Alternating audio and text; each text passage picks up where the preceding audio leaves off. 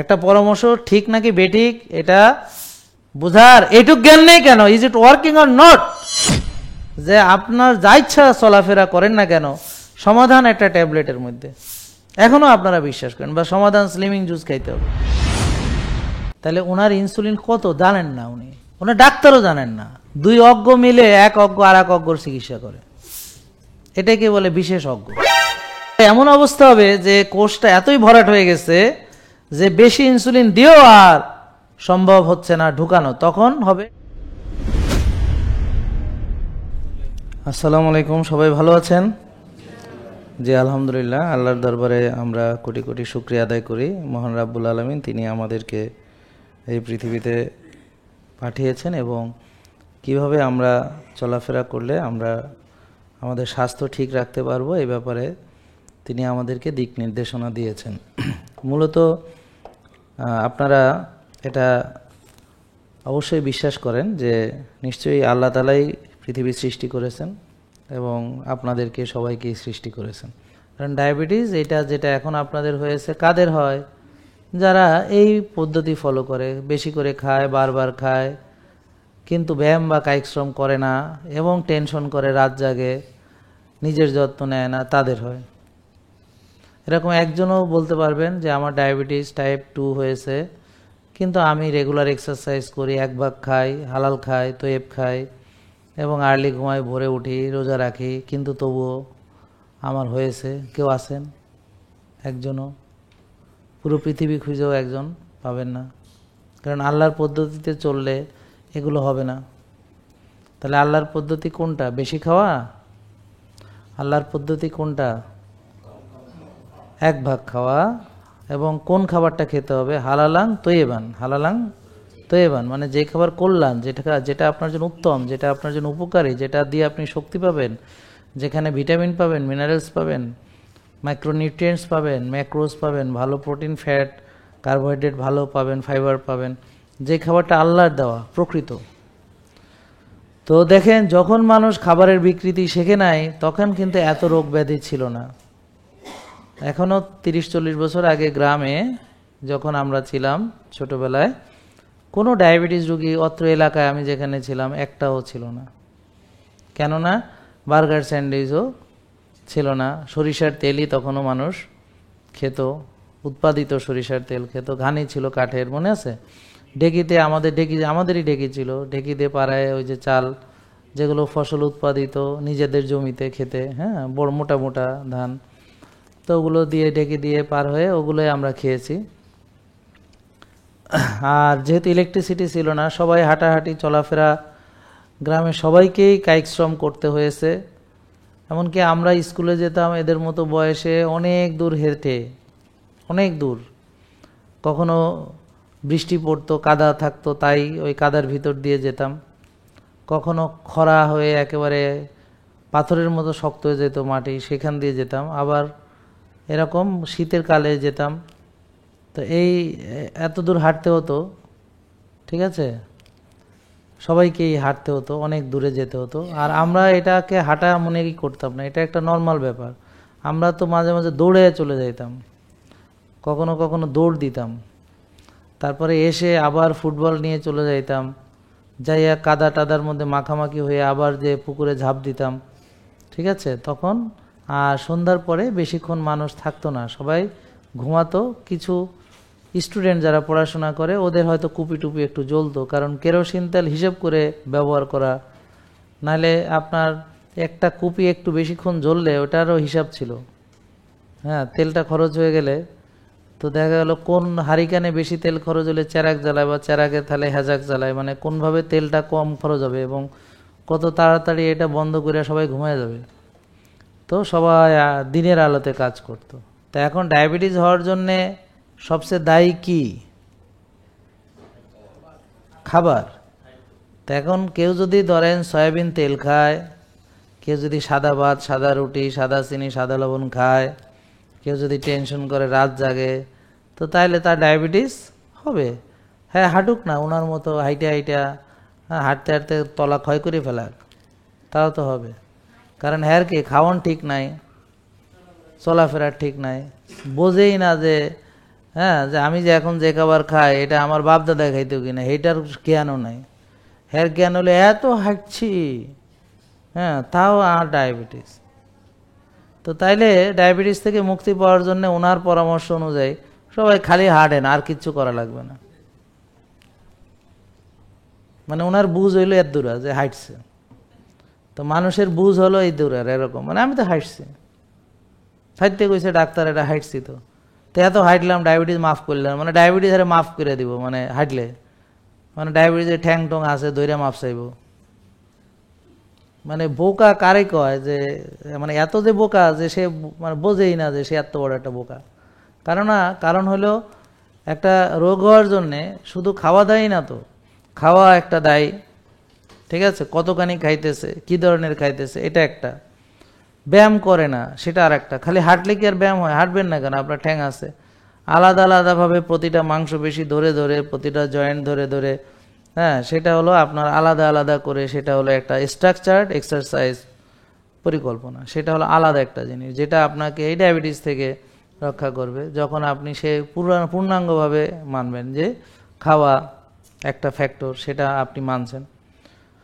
তারপরে রোজা রাখা, তারপরে ব্যায়াম করা, তারপরে সূর্যের আলোতে যাওয়া, রোদে যাওয়া, ঘাসে হাঁটা, তারপর আর্লি ঘুমানো, 8 ঘন্টা ঘুমানো, মানসিক প্রশান্তির চর্চা করা। তো এইভাবে একটা সুন্দর শৃঙ্খলা, তো এইভাবে পূর্ণাঙ্গ মানলে হয়তো আপনি ভালো থাকবেন। তো আপনি এইসব পূর্ণাঙ্গভাবে মেনেই তো আপনার ডায়াবেটিস হয়েছে, তাই না? নাকি নামই না? তাই আপনাদের যে ধারণা যে এটা করলে ভালো হয়ে যাবেন ডায়াবেটিস থেকে, ওই জুস খাইলে ভালো হয়ে যাবেন, ওই চা খাইলে ভালো হয়ে যাবেন, হ্যাঁ, বা হাঁটলে ভালো হয়ে যাবেন, এই যে আপনাদের এই চিন্তা আসছে কই থেকে? এটা শিখছেন কোন ক্লাসে, কোন বইতে পড়ছেন, কোথায় পাইছেন? এটা কোরআন হাদিসে আছে? তো জানছেন কোত্থেকে? যতটুকু নলেজ আপনি এই বই থেকে জানছেন, ডাক্তাররা যেটা দিছে, তো এইটা ফলো করে আপনারা ডায়াবেটিস মাফ করবো, তাইলে তো হইতোই কাম। বরং এইটা যারা ফলো করবে এদের ডায়াবেটিস নাই, এগো হবে উল্টা।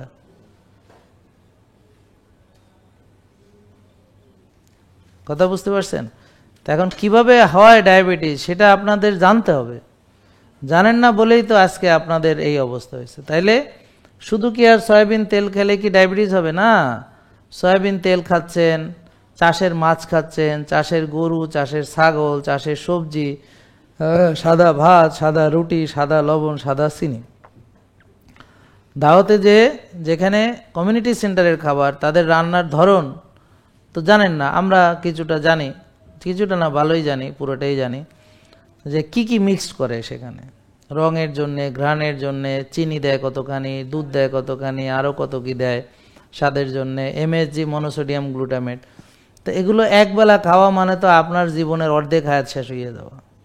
ঠিক আছে, আপনি ভয়ের চোটে কুসুম খান না, কুসুম খেলে হার্ট অ্যাটাক করবে। তো যারা কুসুম খায়নি ভয়ের চোটে, তাদের সবারই তো রিং পরানো। তো তার মানে ও যে কুসুম ফেলাই দিয়ে ও তো আর রিং পরানো থেকে বাঁচতে পারলো না। তার মানে এই উপদেশটা তো সে মেনেও তার তো লাভ হলো না। তাহলে খামাখা কুসুমগুলো ফালাই দিয়ে কি লাভ হলো নাকি? ঠিক আছে না? কথা হচ্ছে আপনারা একটা জিনিস বোঝার চেষ্টা করেন। ধরেন আপনাকে স্বাস্থ্যের যে জ্ঞানটা আপনাকে শেয়ার করছে যারা, তো এইটা তো ধরেন কম বেশি আপনারা মানেন, আর মেনে ডায়াবেটিস রোগী কি কমে যাচ্ছে, প্রেশারের রোগী কি কমে যাচ্ছে, হার্ট অ্যাটাকের রোগী কি কমে যাচ্ছে? তো যদি সব বেড়েই যায় তাহলে এই পরামর্শের মানে কি এটা বোঝান আগে। আপনাদের এতটুকু জ্ঞান নেই কেন?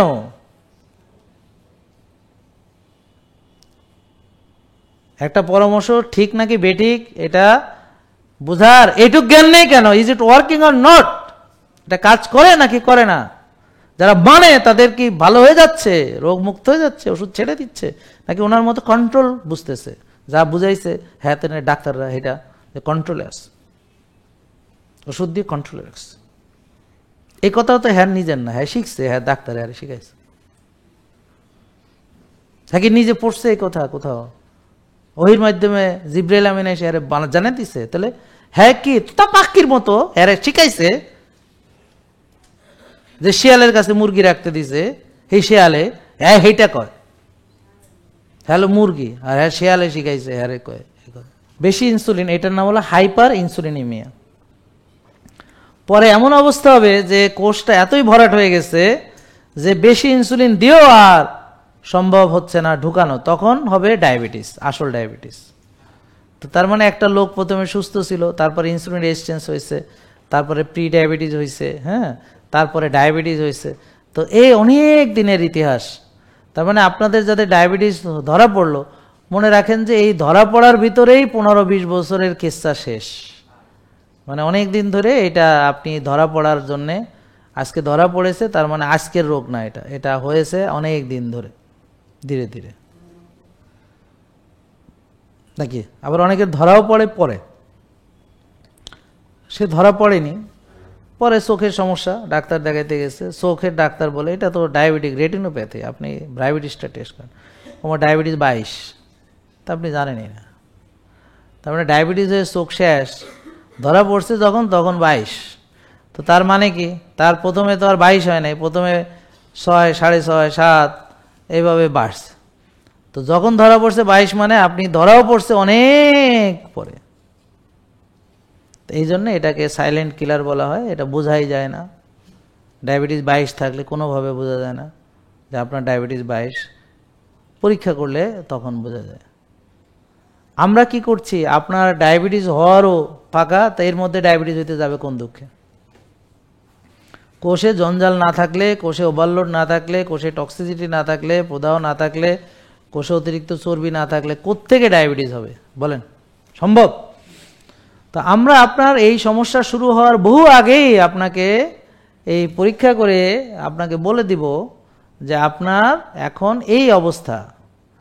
তাহলে আপনি যদি কোষ পরিষ্কার করে ফেলেন এবং আবারও টেস্ট করে দেখেন কোষ পরিষ্কার হয়েছে কিনা, এটা করতে পারবেন, তাহলে আপনার শুধু ডায়াবেটিস না, হবে না উচ্চ রক্তচাপ, হবে না ফ্যাটি লিভার, হবে না স্ট্রোক, হবে না প্যারালাইসিস, হবে না নার্ভ ড্যামেজ, ডায়াবেটিক রেটিনোপ্যাথি হবে না, নেপ্রোপ্যাথি হবে না, কিডনি নষ্ট হবে না, লিভার ড্যামেজ হবে না, বুঝতে পারছেন? গিরাগারা ঠিক থাকবে, মানে আপনি একেবারে যেরকম একটা তরুণী সুস্থ থাকে তেমনই থাকবেন। তাহলে এখন একটা লোক, সে ক্যান্সারের রোগী হোক অথবা আমার মতো সুস্থ হোক বা ওনার মতো ডায়াবেটিস হোক, তো সে কি খাবে? একটা হালালাং তৈবান কতটুক খাবে? 1 ভাগ। এবং সে রোজা রাখবে এবং সে ব্যায়াম করবে এবং সে ভালো ঘুমাবে। তো এটুক বুঝতে না পারার কি কারণ? যে কোনো লোকই নিয়ম শৃঙ্খলার বাইরে চলবে না, আর কোনো লোকই উল্টাপাল্টা নষ্ট খাবার খাবে না। এবং প্রতিটা মানুষকেই, যেমন এই ছেলেটারও ডিসিপ্লিন মানতে হবে, নলেজ অর্জন করতে হবে, আবার আপনাদেরও ডিসিপ্লিন মানতে হবে, নলেজ অর্জন করতে হবে।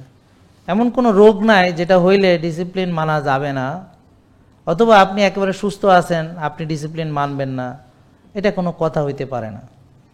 তো এতক্ষণ যারা বুঝছেন তাদের ভিতরে এই জ্ঞানই যদি না থাকে যে এখানে আলাদা কোনো ওষুধ দেওয়া চিকিৎসা না, গোপন কোনো পরামর্শ না, এটা হলো ওপেন, যে আমরা সবাই একটা সুন্দর ডিসিপ্লিন লাইফ লিড করব নাকি। কিন্তু এটা বুঝতে আপনাদের এত কষ্ট হচ্ছে এই কারণে যে এতদিন শিখে আসছেন অমুক রোগের অমুক চিকিৎসা, যেমন ওনার সিস্ট হইলে একরকম চিকিৎসা, পেট ব্যথা হইলে আর এক রকম চিকিৎসা, মাজা ব্যথা হইলে আর এক রকম চিকিৎসা, বুঝেন নাই কথা? তো এই জন্য ওনার মাথার ভিতর থেকে জঞ্জাল তো ক্লিন হয় না। আবার ডায়াবেটিস হলে আর এক রকম চিকিৎসা, যেটা শেখানো হয়েছে, যেটা আপনাদের শেখানো হয়েছে যে এক এক রোগের এক এক ডাক্তার, এক এক চিকিৎসা। এবং এগুলো কই রে যে ভালো হয় নাই সেটাও জানে। তো এত বছর ধরে ডায়াবেটিসের চিকিৎসা করে যে রুগীই আছে এটাও জানে, তবুও হ্যাঁ বিশ্বাস এইটাই যে আমার এটার এক চিকিৎসা, ওটার আর এক চিকিৎসা, এটার এক চিকিৎসা, বুঝছেন? তো এটা যে কাজ করে না তারপরেও সে এটাই বিশ্বাস করে। আমার কথা বুঝেন নাই? মানে হ্যাঁ এত যে এতক্ষণ ধরে আমি যে বলি কি যে বলি এটাও বোঝার চেষ্টা করে নাই। কি হ্যাঁ মাথার মধ্যে আছে আমার ঠ্যাং ব্যথার এক চিকিৎসা, গিরে ব্যথার আর এক চিকিৎসা, মাথা ব্যথার আর এক চিকিৎসা, ডায়াবেটিসের আর এক চিকিৎসা, প্রেশারের আর এক চিকিৎসা, হ্যাঁ টিউমার হইলে আর এক রকম।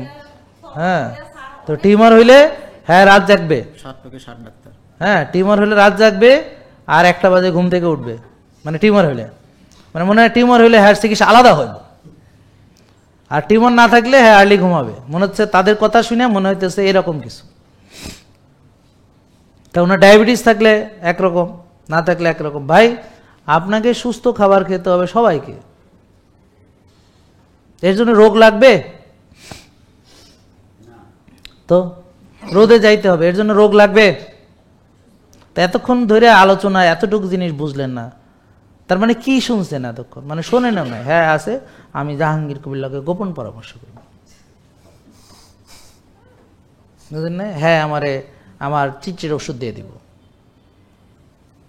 মানে এটা বুঝছে, বুঝলেন না? এটা বুঝছে নাকি? মানে হ্যাঁ আমার লাগে 2 মিনিট কথা কইলে ভালো হয়ে যাবে, হ্যাঁ এটা বুঝছে। আর এই যে হাজার হাজার ঘন্টা যে আলোচনা করতেছে, এটা কে শুনবো? এটা আমার শোনারও দরকার নেই, জানারও দরকার নেই। ওই যে 1.5 মাস ধরে আসছে, ও শিখেই নাই ভিটামিন ডি কত থাকতে হবে, এটাই জানে না। হ্যাঁ এসে মাজা ব্যথা কেন ভালো হয় না, কিন্তু ভিটামিন ডি কত থাকলে ভালো হইব এটাও জানে না, কেমনে বাড়াইবো এটাও জানে না, এর নিজের কত তাও জানে না। ওটা ডাক্তার রিপোর্ট দেখবে, ডাক্তারের দায়িত্ব। হ্যার কি দায়িত্ব? হ্যার রিপোর্ট হ্যার দরকার আছে? তাই ডাক্তার আছে, হ্যাঁ দেখবো। ও কি জন্য দেখবে? জানেই না, ও জানারও দরকার নেই।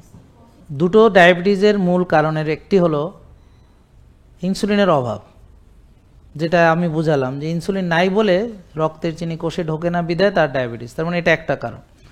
আর একটা কারণ হলো কোষে জায়গা নেই, এই জন্যে চিনি ঢুকছে না, এটা টাইপ 2। তাহলে একটাতে অভাব আর একটাতে বেশি, ইনসুলিন বেশি।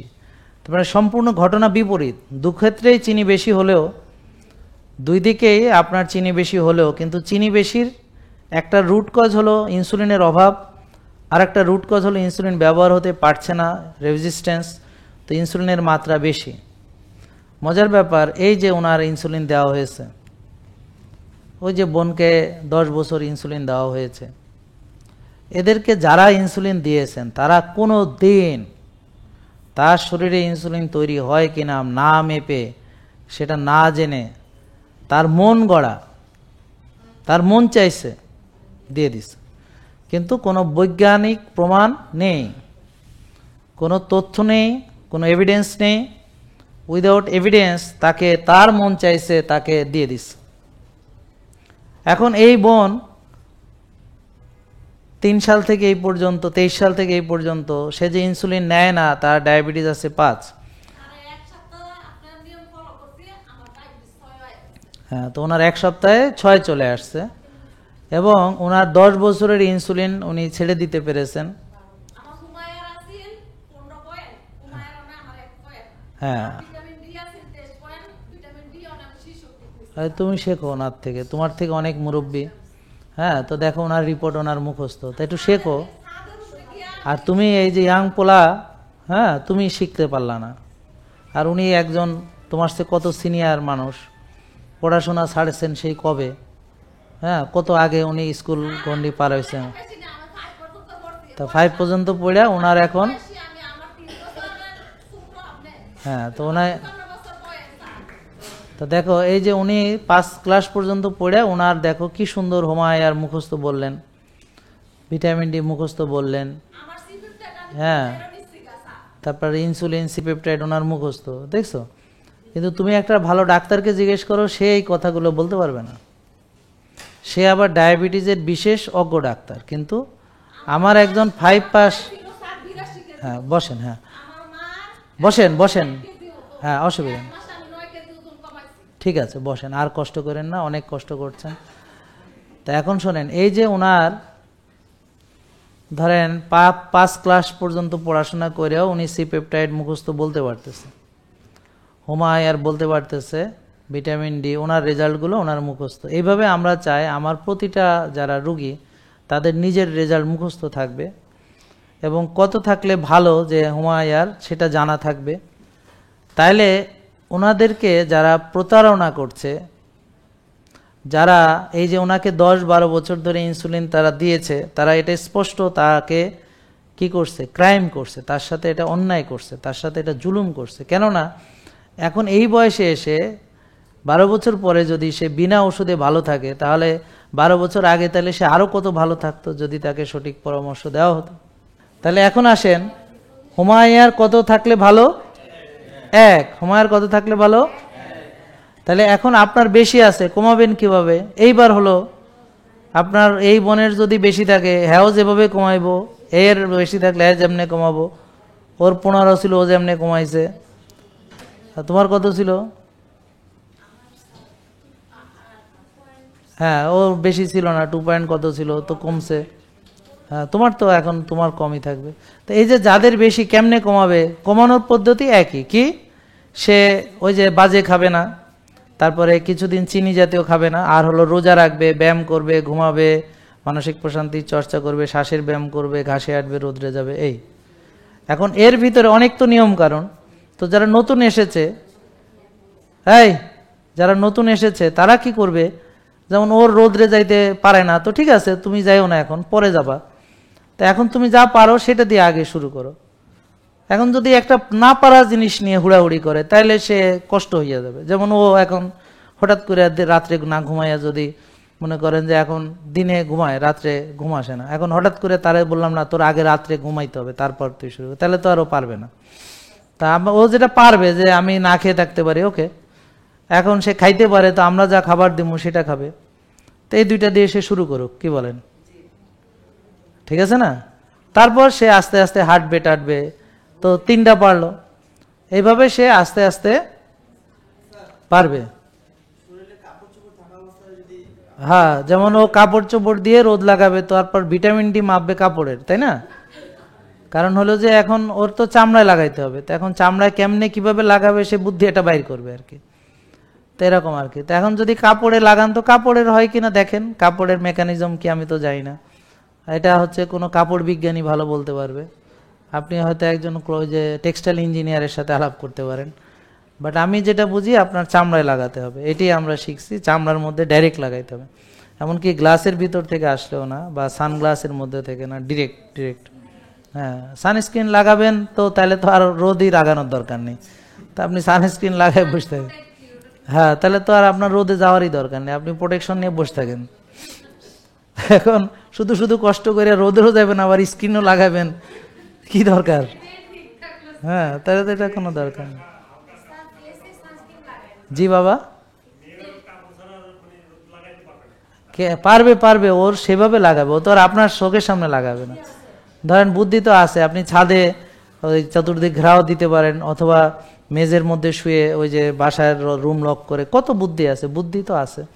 আগে মানুষ যখন আমরা গ্রামে ছিলাম তখন আমরা মনে আছে পুকুরের একটা ঘাটলা ছিল মেয়েদের, তো ওই ঘাটলাগুলা ওই সুন্দর করে ঘেরাও করা, তারা গোসল করেছে, ওপেন এয়ার গোসল করেছে। এখন যে মেয়ে গোসল করার জন্য এই ঘাটলা বানাইতে পারে, রোদে যাওয়ার জন্য তারা পারবে না, কেননা কারণ গোসল করা যে গুরুত্বপূর্ণ এটা বুঝে, কিন্তু রোদে যাওয়া গুরুত্বপূর্ণ এটা বোঝে না। তো যখন যার কাছে যে জিনিসের গুরুত্ব নেই সেটার সমাধানও সে করবে না। মাজা ব্যথা গিরা ব্যথা জীবন শেষ, তাও সে যাবে না রোদ্রে। তো এই জন্যে ওই যে বললাম ইচ্ছা থাকলে উপায় হয়। তা এখন মানুষ এত কষ্ট করে বিল্ডিং বানাইতে পারে কিন্তু রোদরুম এটা বানাইতে পারবে না, কেন? কারণ ওটা তার ব্রেনের মধ্যে নাই। একটা আস্থা বাড়ি বানাইতে যে খরচ হয় তার চেয়ে অনেক কম খরচে একটা রোদ রুম বানাইতে পারে, বা রোদ লাগানোর একটা অপরচুনিটি সে ক্রিয়েট করতে পারে, যে মেয়েরা পর্দা অবস্থায় কেমনে রোদ লাগাবে এটা ক্রিয়েট করতে পারে। ঠিক আছে? তা এখন এখানে তো আমাদের করণীয় কিছু নাই, কারণ আমরা তো আর মানুষ বানাইনি, আল্লাহ বানাইছে। মহিলাদেরকে যে আল্লাহ বানাইছে সে আল্লাহ পুরুষদেরকে বানাইছে, যে আল্লাহ মহিলাদের পর্দা করতে বলছে সেই আল্লাহ কইছে পুরুষদের সতর হলে এই থেকে হাঁটু পর্যন্ত, সেই আল্লাহই বলছে। তা এখন ভিটামিন ডি আসলে বলে নাই যে হ্যাঁ মহিলাদের লাগবে না পুরুষদের লাগবে, কিন্তু উভয়েরই লাগবে। তখন এই বিষয়ে আমাদের পরামর্শ হলো আপনারা আপনাদের সাধ্যমতো চেষ্টা করেন, আর তর্ক বিতর্ক যদি লাগে আল্লাহর সাথে যে করেন, আল্লাহ তুমি বানাইলা কেমনে এমনে, হ্যাঁ কেন কাপড়ের উপরে হবে না? হ্যাঁ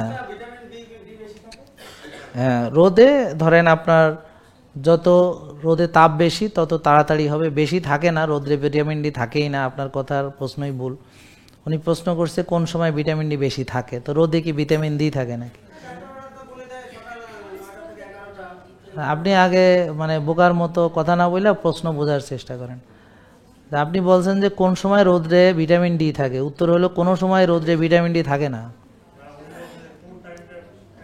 না না, এটা তো আমি বুঝছি, কিন্তু ওর প্রশ্নটাই তো ঠিক হয় নাই, যে কোন টাইমে ভিটামিন ডি থাকে। তো কোনো টাইমে ভিটামিন ডি রোদ্রে থাকে না। চুলার আগুন হইলো আগুন, এটার মধ্যে রান্না হয় নাকি? তো রোদ হলো রান্নার জিনিস। তা এখন রান্না দ্রুত হবে তাপ বেশি হলে, তাহলে কোন সময় তাপ বেশি থাকে? আর যত চুলার মানে সারফেস এরিয়া বড় হবে, মানে বড় একটা যদি হয় আর আগুন যদি গনগন হয়, তাহলে রান্না তাড়াতাড়ি হবে। তা এখন আপনি কতখানি এক্সপোজ করবেন, বুঝলেন? তা আমি কাইনা আঙ্গুলে লাগাইলে যেমন অনেকক্ষণ লাগালে পরে একটু হবে, আবার 5 আঙ্গুলে লাগাইলে, তো এরকম আপনি যত সারফেস এরিয়া বেশি এরিয়াতে লাগাবেন সোলার প্যানেলের মতো, তত বেশি তাড়াতাড়ি হবে। আর যত রোদ গরম হবে তত হবে।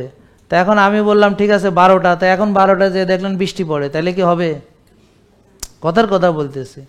তারপরে ধরেন এখন আপনার রোদে যাওয়ার সময় হইলো, যায় দেখেন আকাশ মেঘলা, কান্নাকাটি চলতে আছে, আবার ওদিকে টাটকা রোদ উঠছে, কিন্তু আপনি যাইতে পারলেন না। তো এখন আদর্শ সময় খুঁজতে যে আপনি আর জীবনে যাইতেও পারবেন না। তাই জন্য আপনাদের উচিত হবে যখন সুযোগ পান দয়া করে যান, এত হিসাব কিতাব না মিলাইয়া আগে বেটা যা তো একদিন জীবনে চাষটাই। হ্যাঁ, কোন সময় ভালো কি দিয়ে কি, তুই তো যাইতেই পারবি না কোনোদিন। তাই জন্য আগে যা, আগে লাগা একটু, মানে বুঝেন নাই?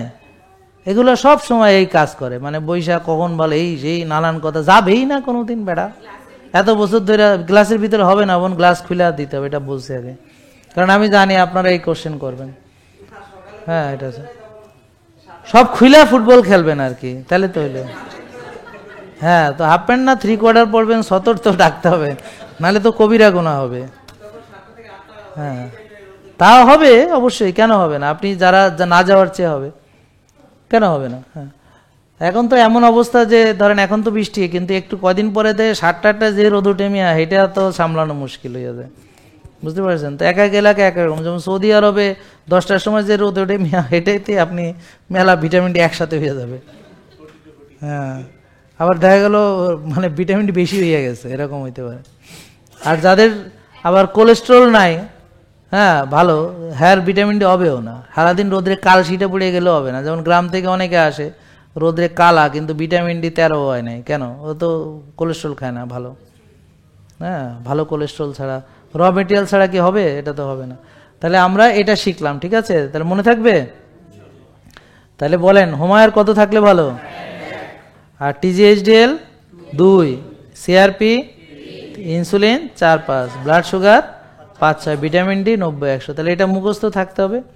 আপনার রিপোর্টে যে আপনি যে সকালে ফুটবল খেললেন, গেলেন, উনি দুপুরে আদর্শ টাইমে গেল, আপনি যা করেন না কেন, উনি কাছের মধ্যে গেল, হ্যাঁ উনি কাজ ছাড়া গেল, আমার কথা হলো আমাকে ভিটামিন ডি 90-100 বানাইয়া দেখাইতে হবে। এখন আপনার যদি যাই করেন, ওই যে আমি রেজাল্টে বিশ্বাসী, আপনার রেজাল্ট যদি ভালো করেন আমি আর কিছু বলবো না, আর যদি রেজাল্ট না পান তাহলে আমি বলবো। আপনাকে রেজাল্ট দেখাইতে হবে, আর কিভাবে রেজাল্ট করতে পারবেন সেটা নিজের বুদ্ধি বিবেচনা করিয়া, হ্যাঁ এসো নিজে করি, মানে আপনি আপনার মতো করিয়া আমাকে রেজাল্টটা দেখাবেন, এই যে স্যার আমার ওকে গুড গুড, আমি খুশি, ঠিক আছে। আপনি বললেন যে আমি কালা হয়ে গেছি কিন্তু ভিটামিন ডি 13, তাহলে তো হবে না, তাহলে আমার রেজাল্ট লাগবে। তাহলে বলবো তাহলে আপনি সাপ্লিমেন্ট খান, কোলেস্ট্রল খান, আমাকে রেজাল্ট লাগবে। আমি কি বোঝাতে পারলাম?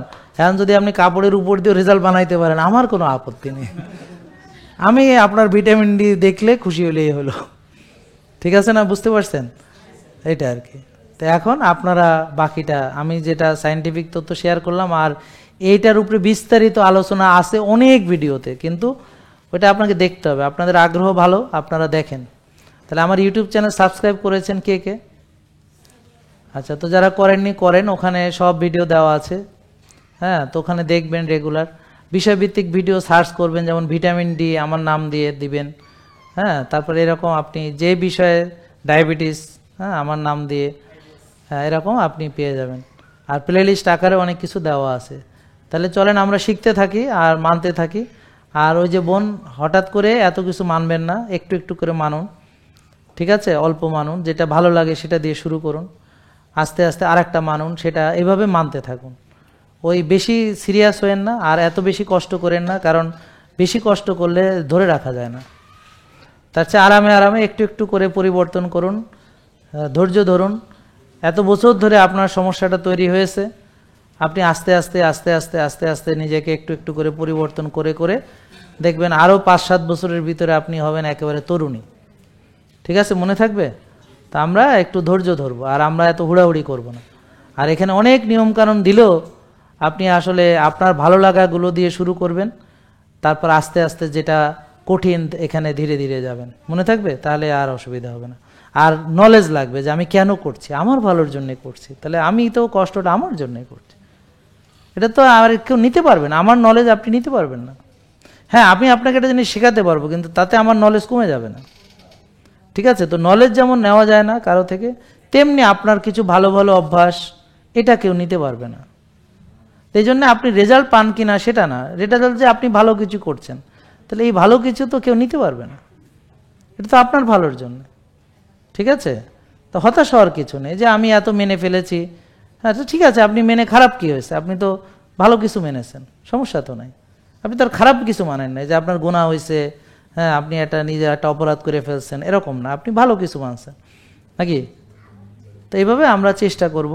আর শয়তান এসে বলবে যে এত মাইনে কি লাভ, ও বুঝাবে এত কিছু কেন করতেছো, ইবলিস এসে আপনাকে উল্টাপাল্টা বুঝাবে।